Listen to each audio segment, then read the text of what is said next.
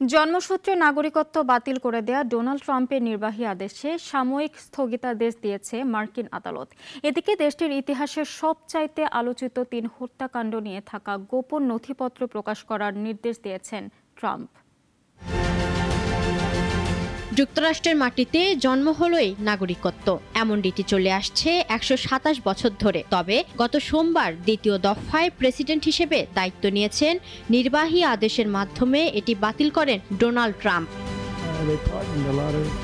যুক্তরাষ্ট্রের জন্মসূত্রে নাগরিকত্ব আইন বাতিলে প্রেসিডেন্ট ডোনাল্ড ট্রাম্পের নির্বাহী আদেশ সামরিক সময়ের জন্য স্থগিত করেছেন দেশটির একটি আদালত। ওয়াশিংটন অঙ্গরাজ্যের বিচারক জন কফেনোর এই সিদ্ধান্ত নেন। সে অনুযায়ী ট্রাম্পের ওই নির্বাহী আদেশ কার্যকর হওয়া ১৪ দিনের জন্য স্থগিত থাকবে। সিয়াটল ভিত্তিক ইউএস ডিস্ট্রিক্ট আদালতের বিচারক মন্তব্য করেছেন, ট্রাম্পের এই আদেশ স্পষ্টই অসাংবিধানিক।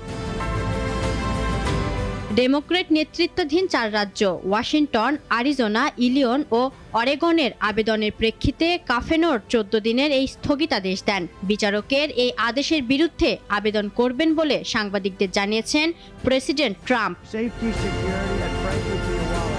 ট্রাম্পের এমন আদেশের পর যুক্তরাষ্ট্রে H-1B ও L-1 ভিসাধারী ভারতীয় গর্ভবতী নারীরা গণহারে সিজারের দিকে ঝুঁকছেন। তারা নির্দিষ্ট সময়ের আগেই সিজারের মাধ্যমে সন্তান প্রসবের চেষ্টা চালাচ্ছেন, যেন তাদের সন্তানরা যুক্তরাষ্ট্রের নাগরিকত্ব পান।